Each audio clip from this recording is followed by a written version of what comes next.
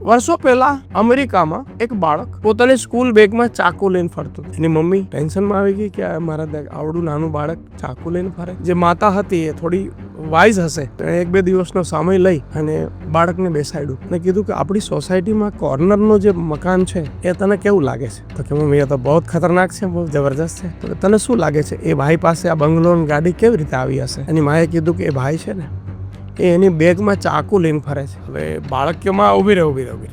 એ તો ઊભું થઈને સીધું અંદર રૂમમાં જઈને સ્કૂલની બેગ લાવીને ચાકુ કાઢીને મમ્મીને કે લે જો મારી પાસે પણ છે. એને તો એકદમ નાટક કરતા હોય એને કીધું કે અરે તારી પાસે ચાકુ છે, શું વાત છે, કે જબરજસ્ત. બટ તે આની ટ્રેનિંગ ક્યાં લીધી? કે ચાકુની શું ટ્રેનિંગ લેવાની હોય? ટ્રેનિંગ હોય તો એને માએ કીધું કે જે ભાઈ છે ને બંગલાના માલિક, એ ત્યારે 10મા ધોરણમાં હતા ને ખૂબ મહેનત કરી અને સારા રિઝલ્ટ લાવ્યા. પછી 12મા ધોરણમાં આવ્યા, ત્યાં પણ ખૂબ સારી મહેનત કરીને સારું રિઝલ્ટ લાવ્યા. પછી એ MBBSમાં એડમિશન લીધું અને ત્યાં પણ ખૂબ સારું પરિણામ લાવ્યા. અને MS કર્યું, ત્યાં પણ ખૂબ સારું પરિણામ લાવ્યા. અને આજે બહુ મોટા સર્જન બની ગયા છે. લોકોને ટેબલ ઉપર સોડાવે છે, બેગમાંથી ચાકુ કાઢે છે, કાપે છે, રિપેર કરે છે, પાછા મોકલે છે, કરોડો રૂપિયા કમાય છે. છોકરો કે મમ્મી આ તો ટ્રેનિંગ મારે લેવી જ છે. આવી રીતે પેરેન્ટ્સને તો હાથ જોડીને એટલું કહેવા માંગુ કે કમસે કમ 8 વર્ષ સુધી બાળકને નેચરલી જીવવા દો. તમારી કોઈ વાતો એની ઉપર થોપશો નહીં. દરેક બાળક યુનિક હોય છે. 1 જ વર્ષની ઉંમરના 2 બાળકને તમે લો ને તો બિલકુલ વિપરીત હોય. કારણ શું ભાઈ? એમની પોતાની હિસ્ટ્રી છે, એની અનંત જન્મોની યાત્રા છે, એ દિશામાં જવાના છે. 8 થી 12 વર્ષ એ 4 વર્ષ છે ને એ ડિઝાઇનના વર્ષો છે. એ ઉંમર દરમિયાન થોડી વ્યવસ્થિત રીતે ઓબ્ઝર્વેશન કર્યું હશે ને તો તમને ઘણા બધા ક્લુ મળી ગયા હશે કે આ બાળક કઈ દિશામાં જશે. અને 12 વર્ષ સુધીમાં બાળકને એક ડિઝાઇન લાઈફ આપી દો. પછી તમારે એને મોબાઈલને છોડાવવો નહીં પડે. બાળકને એમ કે ભાઈ વાંચ, તારી પરીક્ષા છે, તારે વાંચવું જોઈએ. એ રિસ્પેક્ટ કરે તો આપણી સામે બહેસ ના કરે. અંદરથી એમ કે ભાઈ આ તો હું જાણું છું, વાંચવું જોઈએ, પણ મારાથી એકથી બેસાતું નથી, દવા લાય. આ તો બાળકો સારા છે કે બિચારા સામે દલીલ નથી કરતા, નહીં તો તમે કન્ફ્યુઝ થઈ જાવ. આ સંસારમાં તમને અસંખ્ય લોકો, અસંખ્યની મોટા ભાગના એવા જ મળશે કે કદાચ એકેડેમિકમાં એટલા પાવરફુલ નહોતા, પણ આજે કેવા મોટા મુકામ ઉપર લોકો છે. તો એકેડેમિકમાં તમે કોઈ પર્સન્ટેજ લાવશો તો કંઈક સારું છે, નહીં લાવો તો સારું નથી, એ વ્યાખ્યા જ ખોટી છે. એક સમય હતો કે જ્યારે ભારતમાં એટલું એજ્યુકેશન નહોતું, એક એજ્યુકેશનનો પ્રવાહ ખૂબ ઓછો હતો. એ સમયે 2-4 પ્રોફેશન હતા કે જે આંગળીના વેઢે ગણી શકાય એવા અને થોડા રિમાર્કેબલ લાઇમલાઇટ વાળા. તો એ મા બાપ વર્ષોથી એ જ વસ્તુ ચલાવ્યા રાખે છે કે ભાઈ ડોક્ટર, એન્જિનિયર, ચાર્ટર્ડ એકાઉન્ટન્ટ. અરે એ પછી તો 500 એવા પ્રોફેશન્સ નવા તૈયાર થયા છે. AI એન્જિનિયરનો જમાનો છે. જે ડોક્ટર ભણે છે ને એ ડોક્ટર ભણતો તો ત્યારે જે ડિઝીઝ હતા એમાં અત્યારે કેટલા ડિઝીઝ નવા આવી ગયા છે જે ભણ્યો જ નથી ભાઈ. ખાલી પુસ્તકીય જ્ઞાનનો કોઈ હવેના જમાનામાં ઇમ્પોર્ટન્સ રહેશે એવું છે નહીં. તો હું હંમેશા કહું કે તમે તમારાથી બનતું બધું જ કરો, બટ લાઈફ એક એવી વસ્તુ છે કે એમાં બહુ બધી મેટર્સ કામ કરે છે. તો હવે કઈ મેટર ક્યારે કેટલા પર્સન્ટેજમાં કામ કરે છે એનું કોઈ આપણી પાસે ચાર્ટ તો છે નહીં. તો આપણે શું કરી શકીએ? સવારે જ્યારે દિવસની શરૂઆત થાય ને ત્યારે આજે 18 કલાક આતંકવાદીની જેમ કામ કરવું છે એવી ઉર્જા સાથે દિવસની શરૂઆત થાય. રાત્રે સૂતી વખતે જે થયું તેને હરી ઈચ્છા માનીને સૂઈ જવામાં આવે. This is the actual way.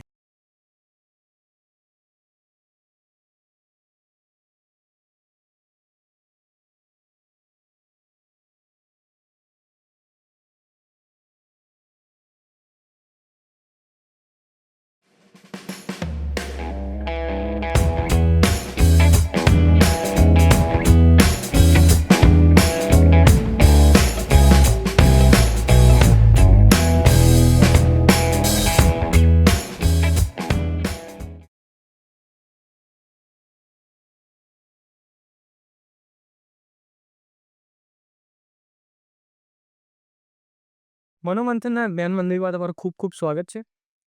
Sir, તમે એક મોટિવેશનલ સ્પીકર છો, રાઈટ? હવે ઘણીવાર એવું થાય છે કે આપણે મોટિવેશનલ સ્પીકરના આપણે વિડીયો જોતા હોઈએ છીએ. સંદીપ માહેશ્વરી, વિવેક બિંદ્રાના આપણે ઘણા નામો સાંભળ્યા છે. ઘણા લોકો, બાળકો જે હોય ખાસ કરીને જે 10th સ્ટાન્ડર્ડમાં હોય, 12th સ્ટાન્ડર્ડમાં એના વિડીયોઝ જોતા હોય છે, મોટિવેટ થઈ જાય, બરાબર. પણ મેઇન એમાં ઇશ્યુ એ થાય કે વિડીયોઝ જોઈએ પછી થોડા કલાકો, થોડા દિવસો, 1 અઠવાડિયા સુધી આપણે મોટિવેટેડ રહીએ અને પછી બધું મોટિવેશન ઉતરી જાય, બરાબર. તો how to sustain motivation in life? પહેલા મોટિવેશન જેવું એક્સટર્નલ કંઈ હોય જ ના શકે. એક્સટર્નલ મોટિવેશન વર્ક ના કરે. મોટિવેશન ઇન્ટરનલ હોય તો વર્ક કરે.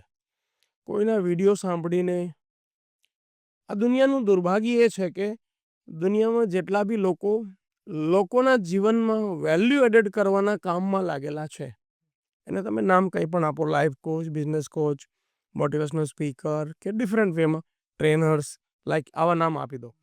બટ એ જે 80% લોકો આ કામ સાથે સંકળાયેલા છે એ એડવાઇસ બેઝ ફોર્મ્યુલાથી કામ કરે છે, જે મનુષ્યના શરીર માટે વર્ક જ નથી કરતું. તમારા સવાલનો બેઝ જ એ હતો કે 5-7 દિવસ રહે પછી પાછું જૈસે થે. તો એનું કારણ શું? તો કે ભાઈ મનુષ્યનું શરીર એડવાઇસ મોડલથી કામ જ ના કરે. મનુષ્યનું શરીર સોલ્યુશન મોડલથી કામ કરે. તો આ આપણું મનુષ્યનું શરીર છે ને એમાં 9 છેદ છે. તો 9 છેદ દ્વારા શરીરમાં બહારથી હવા કેટલા દિવસ ટકાવી શકાય? તો મોટિવેશન કાંઈ પણ વસ્તુ છે એ અંદરથી આવતી વસ્તુ હોવી જોઈએ, એક્સટર્નલ ના હોવું જોઈએ. એક્સટર્નલ વર્ક જ ના કરે. પણ સર ક્યારેક આ પ્રોબ્લેમ છે ને ઘણા બધા લીડર્સના સામે આવે છે, રાઈટ? કે એમનો જે વર્કફોર્સ છે, એમના જે એમ્પ્લોઈઝ છે, એમને મોટિવેશનની જરૂર પડતી હોય છે, and leaders don't know how to motivate them. અને તમે એક રીતે કીધું કે મોટિવેટ બહારથી આવે નહીં, એમને જાતે અનુભવ, તો એ તો લીડરને કેવી રીતે કરવું પછી? તો આ મનુષ્યનું શરીર છે ને એ 80 બિલિયન ન્યુરોન્સ ડ્રીવન છે. 80 બિલિયન ન્યુરોન્સમાં જે પિક્ચર બને એ પિક્ચરને આધારે બોડી વર્ક કરે. ટેકનોલોજીની લેંગ્વેજમાં વાત કરું તો જેવું સોફ્ટવેર હોય એ પ્રમાણે હાર્ડવેરનું ફંક્શનિંગ ચાલે. તો મનુષ્યના બોડીનું સોફ્ટવેર છે એ પિક્ચર ડ્રીવન છે. 80 બિલિયન ન્યુરોન્સમાં બનેલા પિક્ચરો એના કારણે એ ડ્રીવન થાય છે, મતલબ એના મુજબ ચાલે છે. તો તમારો સવાલ છે કે ભાઈ એમ્પ્લોયીને મારે કરવા છે, કોઈ પણ ઓર્ગેનાઇઝેશન લઈને બેઠા છે, એમને મોટિવેટ કરવા છે, તો શું કરવું? તો એમને 80 બિલિયન ન્યુરોન્સમાં પિક્ચર રિપ્લેસ કરવાથી એ લોકો ઓટોમેટેડ પરમેનન્ટ નેચરલી મોટિવેટેડ રહેશે. આ તો સર તમે જે કીધું એ ટેકનિકલ વે છે, રાઈટ? પણ પ્રેક્ટિકલી આપણે જો જોવા જઈએ તો હાઉ ટુ ડુ ઇટ? એક જ વે છે, બીજા કોઈ વે જ નથી. ટેકનિકલ ને નોન ટેકનિકલ ને પ્રેક્ટિકલ ને એક જ વે છે. મનુષ્યના શરીરને ચલાવવાનો એક જ વે છે, અને એ વેને તમે નામ મરજી પડે એટલા આપી દો. પિક્ચર બદલશે તો ચિત્ર બદલશે. વર્ષો પહેલા અમેરિકામાં એક બાળક પોતાની સ્કૂલ બેગમાં ચાકુ લઈને ફરતો હતો, ચપ્પુ. એની મમ્મી ટેન્શનમાં આવી ગઈ કે મારા આવડું નાનું બાળક ચાકુ લઈને ફરે. એની પાસે ઓપ્શન હતો જે તમારા સવાલ પ્રમાણે કે એને સલાહ આપવું, સમજાવવું, જે આજના મા બાપ બધા કરે જ છે, બાળકોને સમજાવે. એની પાસે ઓપ્શન એક એ હતો. બીજો ઓપ્શન હતો કે એને પરમેનન્ટ સોલ્યુશન લાવી દઉં. કદાચ એ ફોર્ચ્યુનેટલી એમાં જે માતા હતી એ થોડી વાઇઝ હશે, તો એણે 1-2 દિવસનો સમય લઈ અને બાળકને બેસાડ્યું અને કીધું કે આપણી સોસાયટીમાં કોર્નરનું જે મકાન છે એ તને કેવું લાગે છે? તો કે મમ્મી એ તો બહુ ખતરનાક છે, બહુ જબરજસ્ત છે. તો કે તને ગમે છે ખરું? તો કે બહુ ગમે છે. તો કે ત્યાં ગાડીઓ છે? તો કે બોડી, મર્સિડીઝ, BMW બધી ગાડીઓ પડી છે. તો કે તને શું લાગે છે એ ભાઈ પાસે આ બંગલો ગાડી કેવી રીતે આવી હશે? તો કે ભાઈ કેમ ખબર પડે? એની માએ કીધું કે એ ભાઈ છે ને એ એની બેગમાં ચાકુ લઈને ફરે છે. હવે બાળક કે માં ઊભી રહે. એ તો ઊભું થઈને સીધું અંદર રૂમમાં જઈને સ્કૂલની બેગ લાવીને ચાકુ કાઢીને મમ્મીને કે લે જો મારી પાસે પણ છે. મમ્મીને તો પહેલેથી ખબર હતી. એણે તો એકદમ નાટક કરતા એણે કીધું કે અરે તારી પાસે ચાકુ છે? શું વાત છે, જબરજસ્ત. બટ તે આની ટ્રેનિંગ ક્યાં લીધી છે? કે ચાકુની શું ટ્રેનિંગ લેવાની હોય? ટ્રેનિંગ હોય તો કેવી રીતે? તો પેલા ભાઈની જે વાત છે એ અમેરિકાની છે, બટ હું એને ઇન્ડિયન બનાવીને વાત કરું જેથી કરીને ઓડિયન્સને બી સમજાય ને ઇઝી થાય. તો એણે માએ કીધું કે જે ભાઈ છે ને બંગલાના માલિક, એ ત્યારે 10મા ધોરણમાં હતા ને ખૂબ મહેનત કરી અને સારા રિઝલ્ટ લાવ્યા. પછી 12મા ધોરણમાં આવ્યા, ત્યાં પણ ખૂબ સારી મહેનત કરીને સારું રિઝલ્ટ લાવ્યા. પછી એ MBBSમાં એડમિશન લીધું અને ત્યાં પણ ખૂબ સારું પરિણામ લાવ્યા. અને MS કર્યું, ત્યાં પણ ખૂબ સારું પરિણામ લાવ્યા. અને આજે બહુ મોટા સર્જન બની ગયા છે. લોકોને ટેબલ ઉપર સુવડાવે છે, બેગમાંથી ચાકુ કાઢે છે, કાપે છે, રિપેર કરે છે, પાછા મોકલે છે, કરોડો રૂપિયા કમાય છે. છોકરો કે મમ્મી આ તો ટ્રેનિંગ મારે લેવી જ છે આવી. તો એમ તો કે બેટા બિલકુલ હું પણ ઈચ્છું કે તારે લેવી જોઈએ. તો એણે કીધું એક કામ કર બેટા, આ ચાકુ છે ને મને આપી દે, હું એને સંભાળીને કબાટમાં મૂકી દઉં અને તું ટ્રેનિંગ પૂરી થાય એટલે પાછું ચાકુ તને આપી દઈશ. શું લાગે, ચાકુ આપી દીધું હશે? This is the only way. મનુષ્યના શરીર સાથે કામ કરવાનો આ એકમાત્ર તરીકો છે. માએ શું કર્યું? કે એના 80 બિલિયન ન્યુરોન્સમાં જે ચાકુનું ઇમ્પોર્ટન્સ બનેલું હતું બાળકના, એ ચાકુના ઇમ્પોર્ટન્સની સામે એને બંગલાને રિપ્લેસ કરી દીધો. હવે જ્યારે પણ એને ચાકુની ચાહત પોતાની અંદર નેચરલી આવે તો તરત જ ત્યાં ચાકુની સામે બંગલો રિપ્લેસ થઈ ગયો. હવે એને એક્સાઇટમેન્ટ બંગલામાં ટ્રાન્સફર થઈ ગયું. તો જ્યાં સુધી હ્યુમન બિહેવિયરને નવા પિક્ચર ના આપવામાં આવે ત્યાં સુધી ફિજુલ વાતોથી ઉપદેશોથી કશું થાય ના.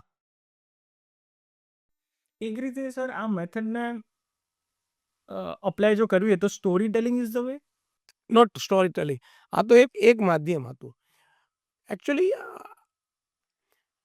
NLP સાયન્સ છે. ઓકે. વર્ષોથી આપણા ઋષિમુનિઓ પણ આની ઉપર એપ્લાય કરતા જ આવ્યા છે. વિદેશના કેટલાક લોકોને એમ થયું કે આને આપણે મોર સાયન્ટિફિક બનાવીને એક ઇઝી એપ્લિકેબલ સિસ્ટમને કોઈ ફોર્મેશન બનાવીએ, તો ફોર્મેશન બનાવ્યું. Story telling is the not right way. Activity કાંઈ પણ હોઈ શકે, બટ એક્ટિવિટી એવી હોવી જોઈએ કે નેચરલી પિક્ચરની ચાહત ખતમ થઈ જાય અને તમે જે ઈચ્છો છો એવું નવું પિક્ચર ત્યાં નેચરલી એસ્ટાબ્લિશ થઈ જાય. ધીસ ઇઝ ધ આ મેઇન મુદ્દો છે. પછી એને સ્ટોરીથી થાય છે કે બીજી રીતે થાય છે કે ત્રીજી રીતે, 500 રીતે થઈ શકે, કેમ ના થઈ શકે? તો સર કોઈ બી લીડર છે એ આ સ્કિલ કેવી રીતે શીખી શકે? તો દરેક વસ્તુને શીખવાની હોય ને. જ્યારે આપણને ખબર પડી ગઈ કે ભાઈ મનુષ્યનું બોડી પિક્ચર ડ્રીવન છે. તમે ક્યારે એવું સાંભળ્યું કે સવારમાં કોઈ જાન જવાની હતી વહેલી 5 વાગે અને જાનમાં કોઈ 2 વ્યક્તિઓ પોતે સૂતા રહ્યા, ઉઠ્યા નહીં, એના પરિણામે જાગી ના શીખ્યા, એના પરિણામે એ જાન મિસ કરી ગયા, એવું કે સાંભળ્યું? એ નેચરલ છે. જ્યારે પણ 80 બિલિયન ન્યુરોન્સમાં પિક્ચર એસ્ટાબ્લિશ હોય, ઇમ્પોર્ટન્સ એસ્ટાબ્લિશ હોય, બોડી નેચરલ બિહેવ કરે છે. તો આ એક કળા છે, એને શીખી શકાય છે, કોઈ પણ માણસ શીખી શકે છે. તો સર જેટલા બી લોકો છે જે યુટ્યુબ ઉપર, ઇન્સ્ટાગ્રામ પર, ફેસબુક ઉપર બહારથી એક તરીકાથી મોટિવેટ કરવાના પ્રયાસો કરતા હોય છે. હું મોટા મોટિવેશન સ્પીકર્સની વાત નથી કરતો, કારણ કે I believe they are well red, બરાબર. એમને ઘણી બધી ટેકનિક્સ ખબર છે અને સ્પિરિચ્યુઅલ લીડર છે એમને બી ઘણી બધી ટેકનિક્સ ખબર છે. પણ જે નાના ક્રિએટર છે, જે એક રીતે કોઈ બુકનો કોઈ ફેક્ટ હોય કે કોઈ આર્ટિકલનો કોઈ ફેક્ટ હોય, એરે લોકોને કંઈને એક રીતે મોટિવેટ કરવાનો જે ટ્રાય કરતા હોય, તો એ વર્ક નથી કરતું, એવું કહેવાનું? આ મુદ્દો નાના કે મોટાનો છે જ નહીં. ગમે તેટલો વિદ્વાન હોય કે ગમે તેટલો નાનો માણસ હોય, સાયન્સ તો સાયન્સ જ છે ને. નાનો માણસ ખાય તો પતાસું મીઠું લાગે ને મોટો ખાય કંઈ નવું લાગે, એવું ના થાય ને. તો સાયન્સ છે.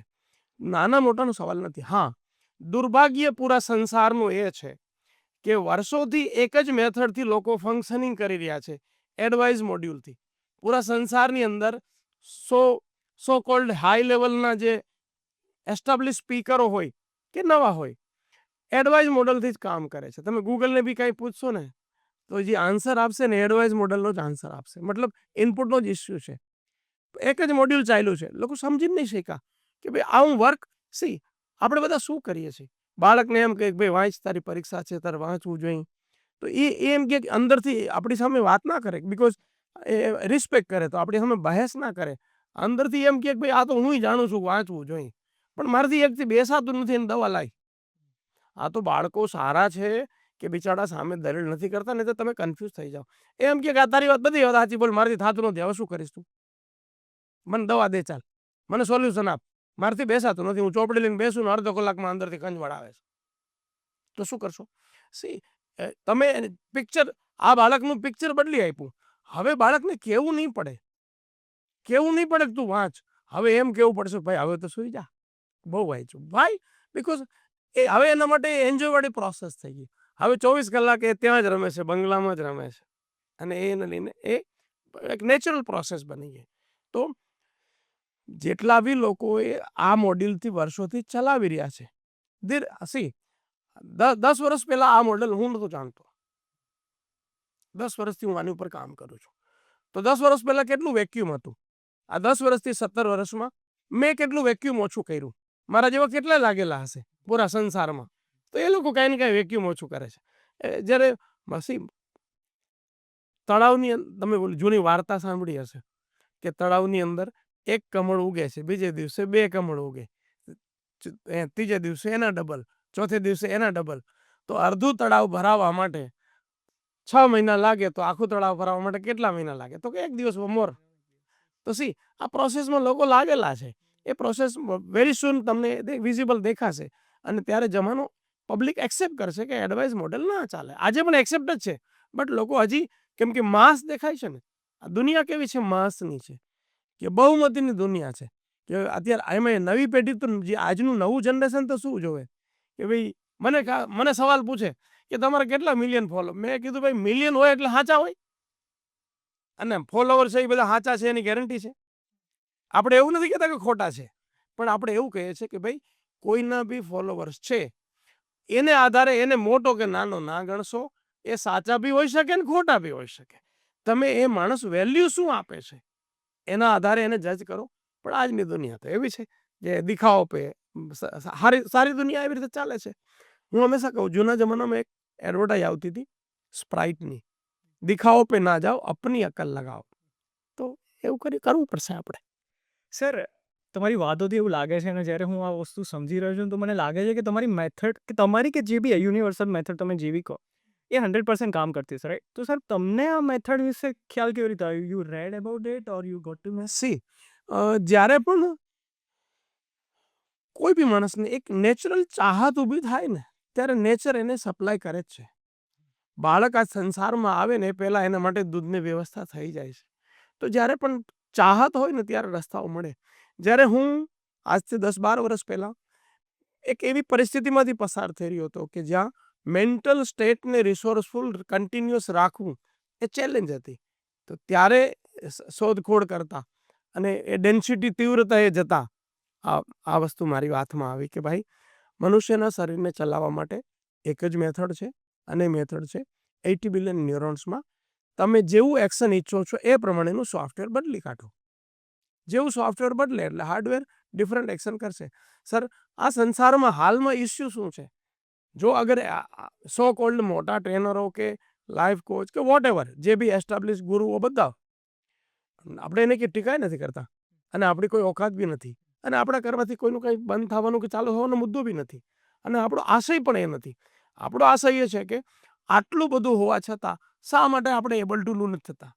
આજે આપણે ગૂગલના જમાનામાં જીવીએ છીએ. તો ગૂગલ એટલે ઇન્ફોર્મેશનનો જમાનો. તો ઇન્ફોર્મેશનના જમાનામાં વસ્તુતઃ શું ખબર નથી તમને ને મને કે ભાઈ સવારે જલ્દી ઉઠવું જોઈએ, જીમમાં જવું જોઈએ, કસરત કરવી જોઈએ, યોગા કરવા જોઈએ. શું ખબર નથી આપણને કે ભાઈ ખાવા બાબતમાં દરેકમાં કે ભાઈ અત્યારે આપણે જે જમીએ છીએ એને ન્યુટ્રિશનને કોઈ નાવા નીચોવાનો સંબંધ નથી. એ આપણે જાણતા નથી કે જે ફાસ્ટ ફૂડ જે ખાઈએ છીએ એમાં ન્યુટ્રિશન વેલ્યુ માઇનસ છે. તો શું કામ ખાઈએ છીએ? અને ન્યુટ્રિશન જેમાં છે એવું કેટલા ખાય છે? તો શું નથી જાણતા એટલે ખાય છે? ના, જાણે છે બધું પણ કરી નથી શકતા. તો આજના જમાનાનો ઇસ્યુ છે able to do is the issue. અને કોઈ બી માણસે જાણે છે એવું કરવું છે, એને નેચરલ વેમાં લઈ જવું છે, તો એ એબલ ટુ ડુ કરવા માટે એક જ ઓપ્શન છે 80 બિલિયન ન્યુરોન્સમાં પિક્ચર ચેન્જ કરી દો. સિમ્પલ સોફ્ટવેર બદલી દો. સર, બધાની લાઈફમાં મને એવું લાગે છે ક્યારેક ને ક્યારેક એવો મુમેન્ટ આવે, જેવો મુમેન્ટ તમારી લાઈફમાં પણ આવ્યો, રાઈટ? લાઈક ટર્નિંગ પોઈન્ટ એને કહી શકાય. પણ શું આપણે એ મુમેન્ટની રાહ જોઈને બેસીએ કે ક્યારે એવી સિચ્યુએશન આવે and then I will transform my self, કે એના પહેલાં we can do something? C મેં આને આ સવાલને મેં બહુ વેલ ડિફાઇન કર્યો મારી લાઈફ માટે. આ લાઈફને, આ સવાલને તમે કર્મ અને ભાગ્ય સાથે જોડી શકો. આ જે સવાલ બોલ્યા ને, તો હું હંમેશા કહું કે તમે તમારાથી બનતું બધું જ કરો, ત્યારે તમે પુરુષાર્થને પ્રાયોરિટી આપો. મતલબ ડેઇલી રૂટીનમાં મારે જે બી કરવાનું છે, અથવા જેને પણ જે બી કરવાનું છે એની ઉપર પૂરું એટેન્શન આપવામાં આવે, 100% તાકાત લગાવીને કરવામાં આવે, કોઈની રાહ બેસી રહેવામાં ના આવે. બટ લાઈફ એક એવી વસ્તુ છે કે એમાં બહુ બધી મેટર્સ કામ કરે છે. તો હવે કઈ મેટર ક્યારે કેટલા પર્સન્ટેજમાં કામ કરે છે એનું કોઈ આપણી પાસે ચાર્ટ તો છે નહીં. તો આપણે શું કરી શકીએ? તો હું હંમેશા કહું કે ભાઈ સવારે જ્યારે દિવસની શરૂઆત થાય ને, ત્યારે આજે 18 કલાક આતંકવાદીની જેમ કામ કરવું છે એવી ઉર્જા સાથે દિવસની શરૂઆત થાય. રાત્રે સૂતી વખતે જે થયું તેને હરી ઈચ્છા માનીને સૂઈ જવામાં આવે. This is the actual way. કેમ? તો કે આપણને ખબર નથી ડ્રોઈંગ કે ભાઈ હું આ કરું છું એ બરોબર છે કે નથી. તો બરોબરનું માપવાનું સાધન ક્યાં છે? તો એક જ દવા છે. કોઈના કારણે બેસી રહેવાને બદલે, ભાગ્યના કારણે બેસી રહેવાને બદલે, બીજી કોઈ પરફેક્શન માટે બેસી રહેવાને બદલે, મારાથી જે બી થઈ શકાય તે best always I have to do, અને પછી રિઝલ્ટ જે બી આવે તે હરી ઈચ્છા. સર આપણે લીડરશિપ ઉપર જો પાછા આવે, ઇન્ડિયામાં ખાસ કરીને આપણે વાત કરીએ તો એક ગ્રેટ લીડરનું સ્પિરિચ્યુઅલ હોવું કેટલું જરૂરી છે? મનુષ્ય માત્રનું સ્પિરિચ્યુઅલ હોવું એટલું જ જરૂરી છે જેટલું ઓક્સિજન લેવું જરૂરી છે. સ્પિરિચ્યુઅલ નહીં હોવાથી શું થશે? તો કે વિવેક જતો રહેશે. સ્પિરિચ્યુઅલ આપણને શું કરે છે? સ્પિરિચ્યુઅલ આપણા જીવનને વિવેકપૂર્ણ જીવવા માટે હેલ્પ કરે છે. તો લીડર નહીં, લીડર તો બહુ દૂરની વાત છે, મનુષ્ય માત્રનું સ્પિરિચ્યુઅલ હોવું જરૂરી છે, જેથી સારા નરસાનું આપણને ઇન્ટરનલી અંદરથી જ આપણું એક ઓટોમેટેડ સિસ્ટમ બને કે I have to do or what I can't do. તો મને શું કરવું જોઈએ અને શું ના કરવું જોઈએ, મારું જીવનની બેઝ લાઇન કેવી રીતે બને, હું જીવનને શેના આધારે કઈ વસ્તુને બેઝ લાઇન બનાવીને જીવું, તો એ વેલ ડિફાઇન લાઈફને જીવવા માટે મનુષ્ય માત્રનું સ્પિરિચ્યુઅલ હોવું બહુ જરૂરી છે. ઘણા બધા સર એડલ્ટ્સના તમે બાયોમાં એમ વાંચશો કે I am not religious but I am spiritual. આના ઉપર તમે કંઈ કહેવા માગશો? સી એકચ્યુઅલી કેવું છે,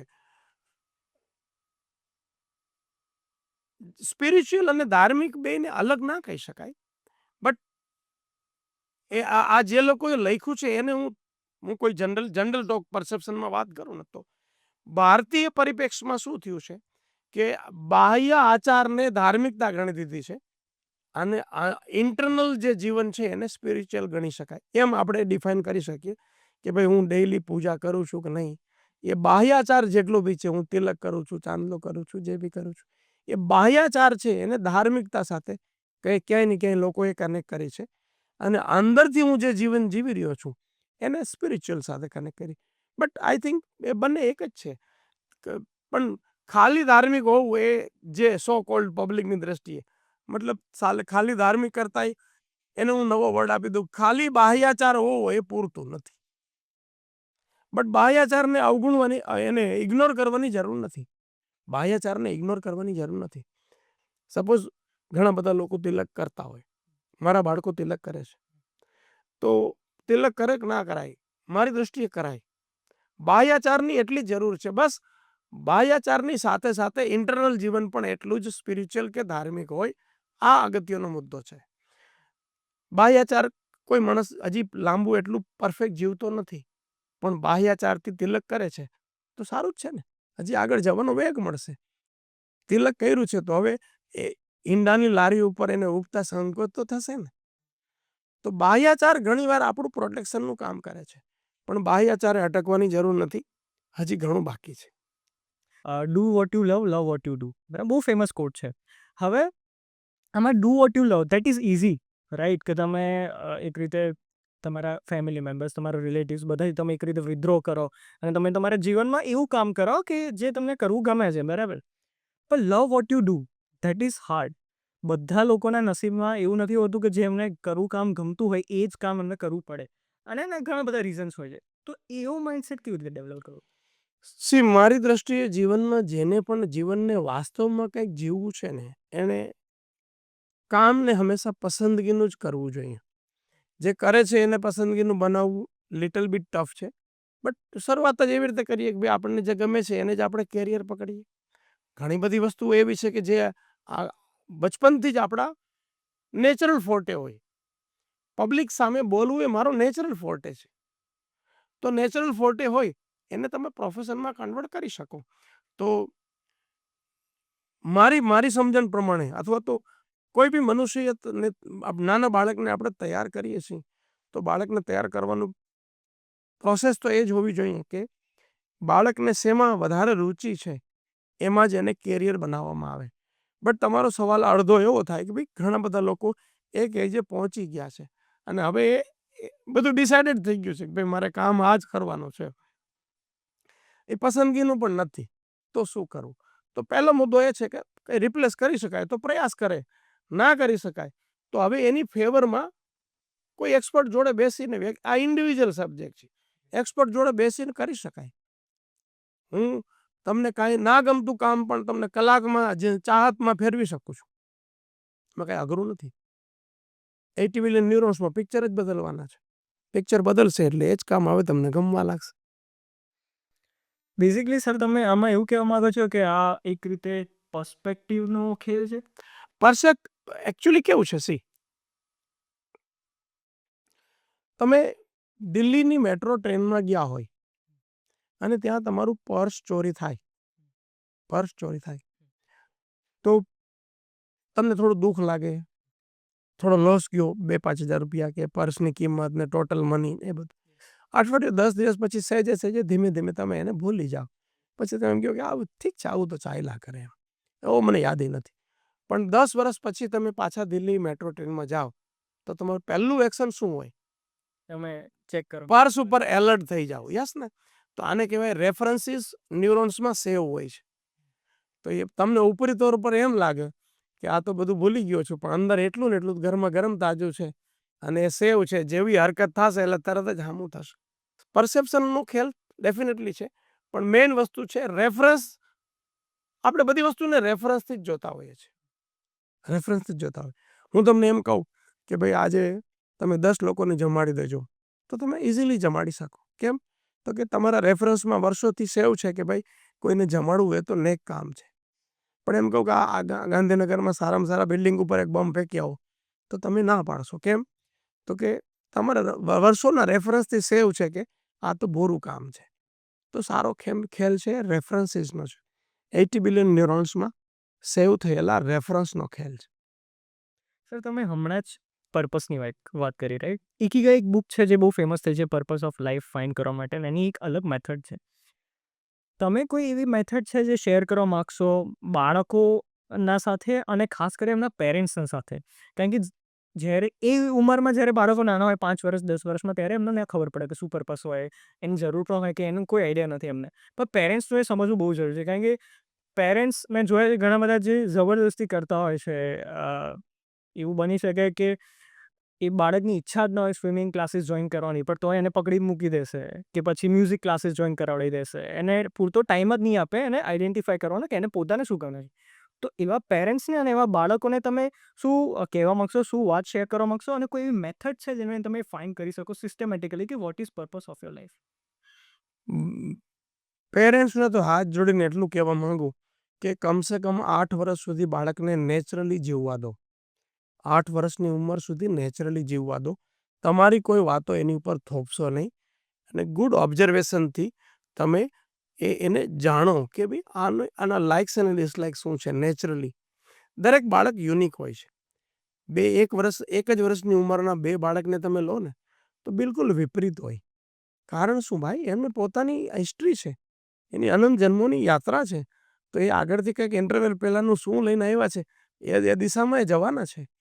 તો કમસે કમ 8 વર્ષ સુધી બાળકને નેચરલી લો, એને વહેવા દો.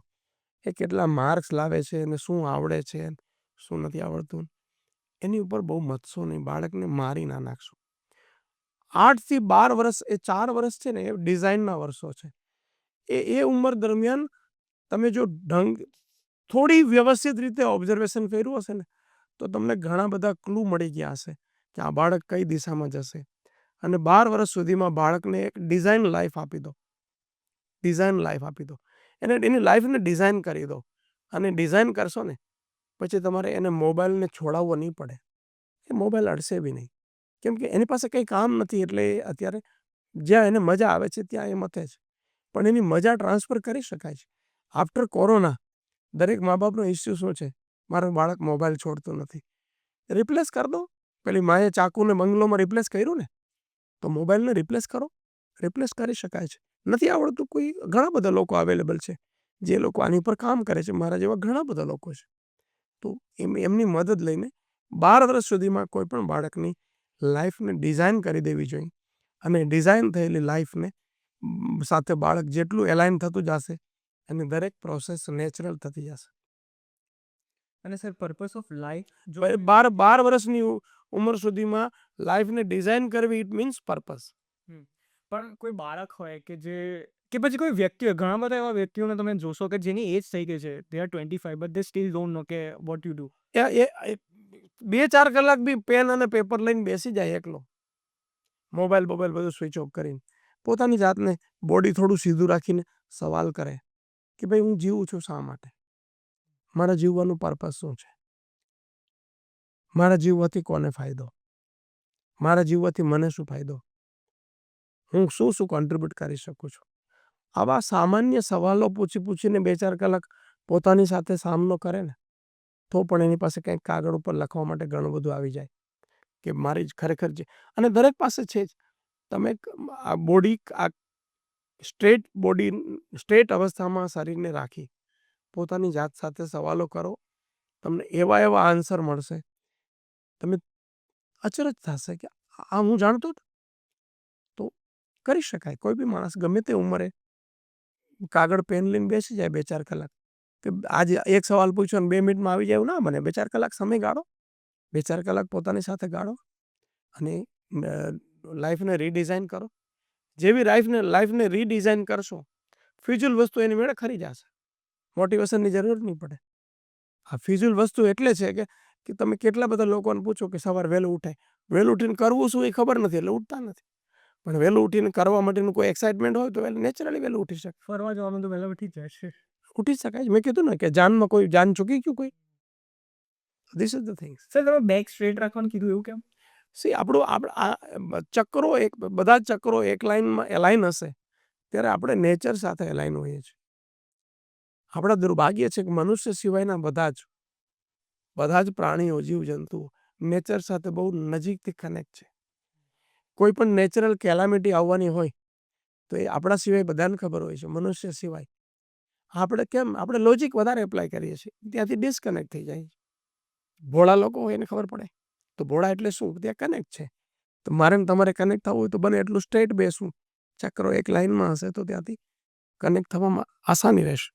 હમણાં જ સર આપણા પ્રાઇમ મિનિસ્ટર શ્રી નરેન્દ્ર મોદીએ એક નવી મુહિમ શરૂ કરી છે કે પરીક્ષા પે ચર્ચા, બરાબર, એક્ઝામનો સમય ચાલી રહ્યો.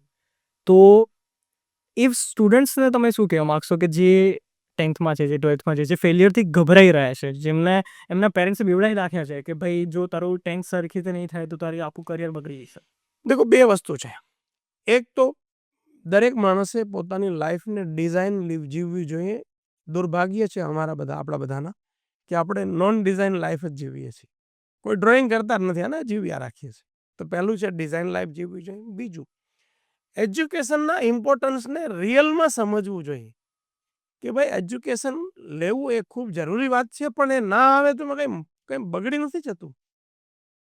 આ સંસારમાં તમને અસંખ્યની મોટા ભાગના એવા જ મળશે કે કદાચ એકેડેમિકમાં એટલા પાવરફુલ નહોતા, એવરેજ લાઈફ જીવતા હતા એકેડેમિકમાં, પણ આજે કેવા મોટા મુકામ ઉપર લોકો છે.